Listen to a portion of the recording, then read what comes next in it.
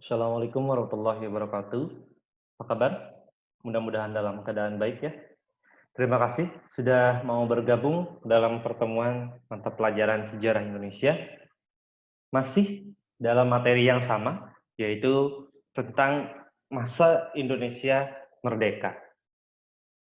Jika di pertemuan-pertemuan sebelumnya kita sudah membahas tentang bagaimana peristiwa dari Rengas Dengklok sampai proklamasi kemerdekaan, serta bagaimana proses terbentuknya NKRI melalui beberapa proses sidang, baik sidang PPKI 1 maupun 2 dan seterusnya.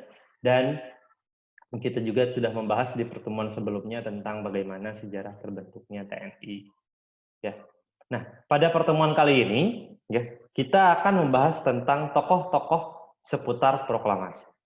Ini materi yang terakhir di bab ini, yaitu tentang tokoh-tokoh seputar proklamasi. Bapak akan berikan pemaparan secara singkat, nanti silahkan kalian eksplor lebih jauh terkait siapa saja sih tokoh-tokoh yang berperan dalam peristiwa proklamasi, apakah benar hanya segelintir orang saja yang berperan, ya. Tentu bisa kalian jawab rasa penasaran kalian itu dengan mencari tahu lebih jauh sebenarnya adakah peran-peran tokoh-tokoh yang lain dalam peristiwa seputar proklamasi ini. Langsung saja, aktor-aktor proklamasi kemerdekaan Indonesia. Bapak dapat dari website Liputan 6 ya, di sini. Tokoh-tokoh proklamasi diantaranya yang pertama tentu saja adalah Bung Karno atau Insinyur Soekarno. Nah, Insinyur Soekarno atau Bung Karno ini merupakan salah satu tokoh sentral dalam proklamasi kemerdekaan Indonesia. Jika kalian masih ingat di materi-materi sebelumnya, di pembahasan ketika peristiwa Rengas Dengklok, Sultan Syahrir bersama tokoh-tokoh pemuda yang lain ketika mendengar bahwa Jepang sudah kalah dalam Perang Dunia Kedua, ya, itu segera pergi ke rumah Bung Hatta dan ke rumah Bung Karno, meminta agar kedua tokoh tersebut segera melaksanakan proklamasi. Nah, itu ya, peristiwa itu menunjukkan betapa besarnya, betapa pentingnya peran Soekarno dalam proklamasi. Jika kalian perhatikan misalkan ya, atau kalian pikirkan kenapa tidak Syahrir saja dan golongan pemuda yang langsung ya memproklamasikan saat itu juga. Kenapa? Ya, tokoh-tokoh pemuda itu harus ya mendesak Bung Karno dan Bung Hatta untuk membacakan proklamasi. Padahal cuma proklamasi, tinggal dibacakan saja oleh pemuda mungkin bisa. Tapi para pemuda ternyata tidak berpikir demikian. Dan ternyata pembacaan proklamasi tidak semudah itu. Ya. Dan para pemuda membutuhkan peran Bung Karno maupun Bung Hatta, ya, maupun Bung Hatta untuk membacakan proklamasi ini. Kenapa demikian? Ya, Bapak tadi sampaikan bahwa pengaruh atau wibawa Bung Karno pada masa pergerakan, ya, baik pada masa pergerakan zaman kolonial Belanda maupun zaman Jepang ini sangat besar. Bung Karno diakui sebagai salah satu leaders atau pemimpin, ya, pemimpin di antara tokoh-tokoh pergerakan yang lain. Besarnya wibawa Bung Karno ini menunjukkan bahwa Bung Karno adalah seorang pemimpin yang sejati. Sehingga para pemuda menganggap bahwa jika Bung Karno yang membacakan proklamasi itu, ya, maka ya, pernyataan kemerdekaan Republik Indonesia itu akan lebih mudah dipercaya, ya, dan lebih memiliki power jika dibandingkan dibaca oleh siapapun. Itu saking beratnya atau besarnya wibawa dari Bung Karno. Nah, kemudian tokoh yang kedua adalah Bung Hatta. Bung Hatta sebagai salah satu sosok berpengaruh, berwibawa sama seperti Bung Karno yang merupakan simbol, ya, simbol dari tokoh-tokoh pergerakan non Jawa atau yang berasal dari luar Pulau Jawa ini sama besarnya pengaruhnya. Sehingga di peristiwa Rengas Dengklok ketika Syahrir beserta pemuda-pemuda yang lain ingin meminta agar Bung Karno ya membacakan proklamasi, mereka terlebih dahulu datang ke rumah Bung Hatta.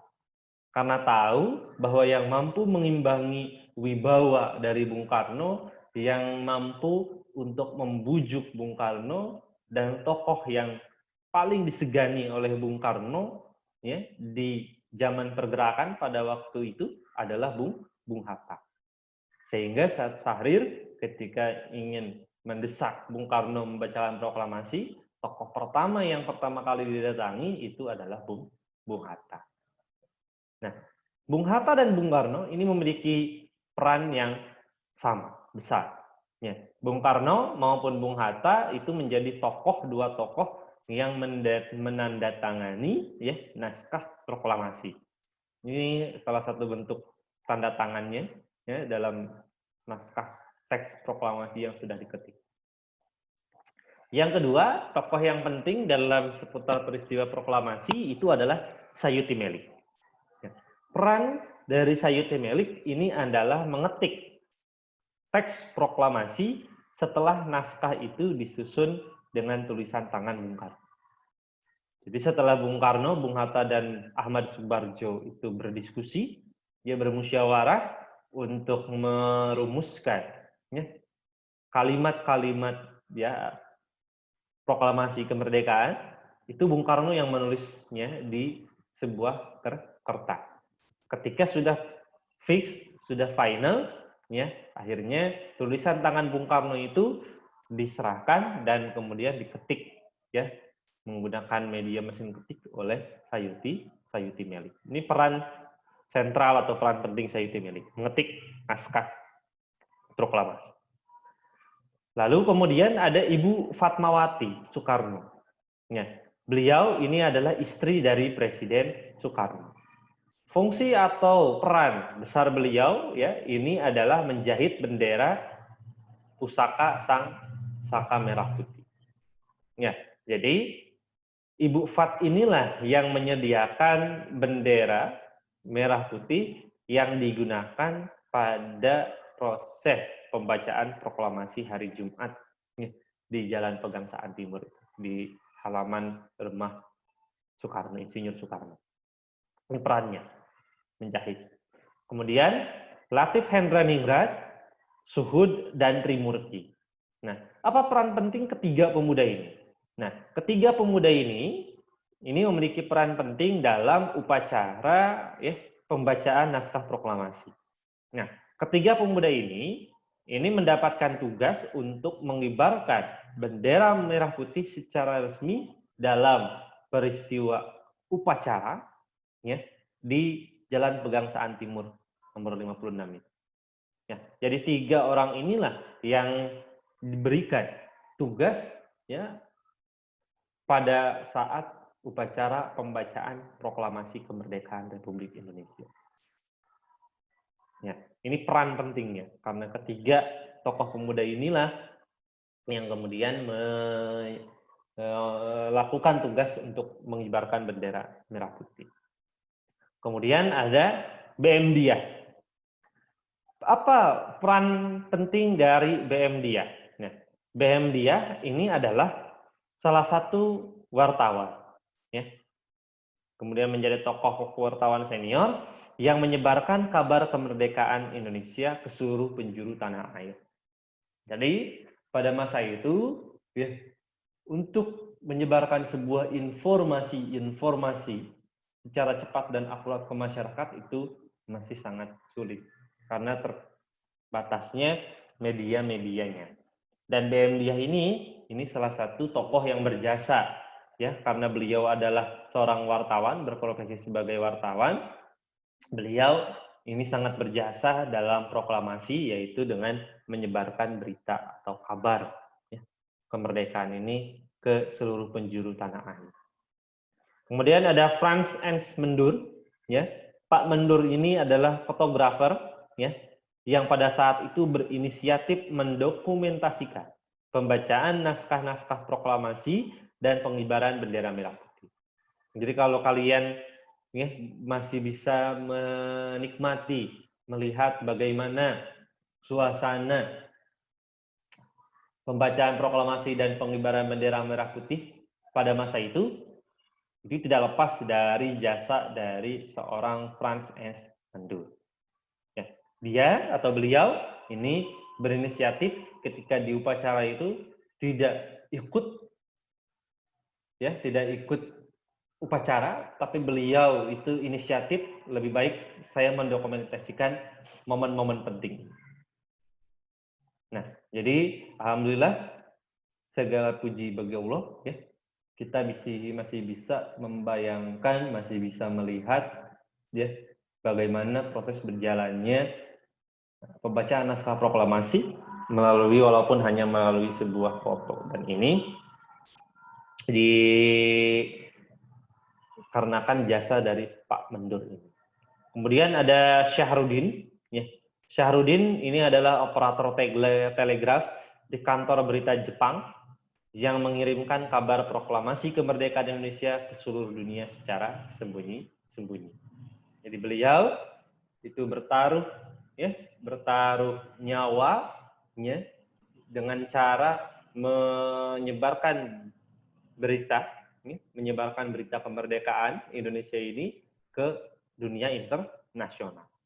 Ya, bayangkan bagaimana jika tindakan beliau ini diketahui oleh Jepang, tentu ya itu akan menghasilkan konsekuensi yang sangat besar. Kemudian yang terakhir ada Suwiryo. Suwiryo ini adalah wali kota Jakarta Raya pada waktu itu. Beliau inilah yang mengusahakan kegiatan upacara proklamasi dan pembacaan naskah proklamasi agar berjalan aman dan lancar. Nah, mungkin itu ya secara singkat pemaparan dari Bapak terkait tokoh-tokoh seputar proklamasi.